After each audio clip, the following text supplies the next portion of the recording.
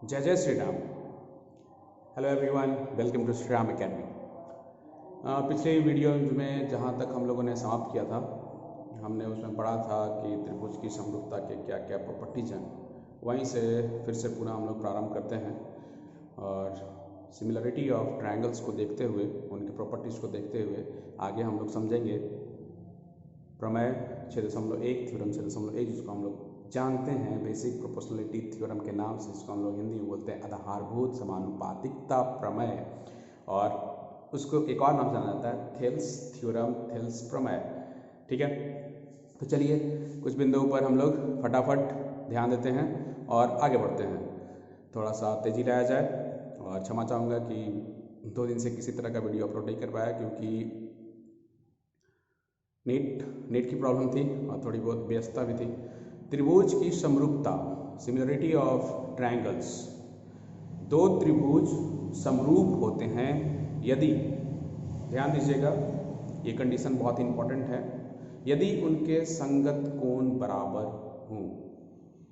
2 त्रिभुज समरूप होते हैं यदि उनके संगत कोण बराबर हो। इस बात का हम लोग विचार कर चुके हैं किस किस प्रकार से, तो ये आपके दिमाग में रहे, आप इसको भूलें ना, इसीलिए मैं फिर से लिख दिया हूँ, फिर से इसकी बात कर रहा हूँ। उनके संगत कोण बराबर हो तथा उनकी संगत भुजाएं एक ही अनुपात में अर्थात समानुपाती हो। Again, 2 triangles are similar if their corresponding angles are equal and their corresponding sides are in the same ratio or proportion। हमारे पास एक डिफिनीशन है समान कोणिक त्रिभुज की, परिभाषा है इक्वी एंगुलर ट्रायंगल की। ये आपसे किसी भी जगह पूछा जा सकता है, कोई भी बड़े बुजुर्ग आपसे पूछ सकते हैं। देखिए, पढ़ने का जो तरीका है वो पूर्ण रूप से होना चाहिए, आधा अधूरा ज्ञान अच्छी बात नहीं है। इसलिए हम लोग इस पाठ में जो चीज़ें अध्ययन के लिए आवश्यक हैं, जिससे आपका फ्यूचर बन सकता है, उन सारे बिंदुओं पर हम गौर करेंगे और उन सबको ध्यानपूर्वक पूरी कंसंट्रेशन के साथ पढ़ेंगे। तो यदि 2 त्रिभुजों के संगत कोण बराबर हो, जैसे कि हम लोग बात कर रहे हैं सिमिलरिटी ऑफ ट्रायंगल्स, समरूपता के नियम, तो उन 2 त्रिभुजों को हम लोग क्या बोल सकते हैं, समकोणिक त्रिभुज। ऐसे त्रिभुज जिनकी संगत कोण बराबर हो तो वे समकोणिक त्रिभुज कहलाते हैं। If corresponding angles of 2 triangles are equal, then they are known as equiangular triangle, समान कोणिक त्रिभुज। ठीक है, वीडियो बड़ा नहीं करते हैं, कुछ एक्स्ट्रा बातें नहीं करेंगे, सीधा सीधी हम लोग पढ़ेंगे। और आशा है कि आपने एक्सरसाइज नंबर 6.1 प्रश्नावली 6.1 बनाया होगा। वो बहुत ही सरल है, तो मैं उसको नहीं कर रहा हूँ। यदि किसी को किसी प्रकार की उसमें दुविधा होगी या कोई समस्या होगी, किस तरह की प्रॉब्लम होगा, तो आप कृपया करके मुझे व्हाट्सएप करें। नंबर वहाँ पे दिया हुआ है 7004505276। मैं आपको वहाँ पे बताऊँगा, या तो ज़्यादा समस्या होगी तो हम उसको यहाँ पे भी करेंगे। ठीक है, तो चलिए, आधारभूत समानुपातिकता प्रमेय, थेल्स प्रमेय, जिसको हम लोग बोलते हैं basic proportionality theorem, BPT, Thales theorem. तो कभी कभी 1 नंबर के क्वेश्चन में Thales theorem is also known as basic proportionality theorem.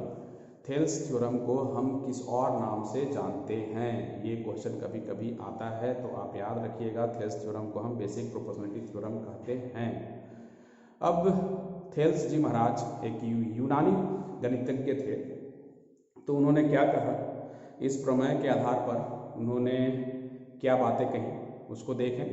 यदि किसी त्रिभुज की एक भुजा, जैसा कि हम लोग यहाँ पे त्रिभुज ABC देख रहे हैं, त्रिभुज ABC, किसी भी त्रिभुज में 3 भुजाएं होती हैं, तो यहाँ भी 3 भुजाएं हैं। यदि किसी त्रिभुज की एक भुजा के समानांतर अन्य 2 भुजाओं को भिन्न भिन्न बिंदुओं पर प्रतिच्छेद करने के लिए एक रेखा खींची जाए, तो अब एक रेखा खींची जाए क्या करने की, सबसे पहले एक बार और रिपीट करते हैं।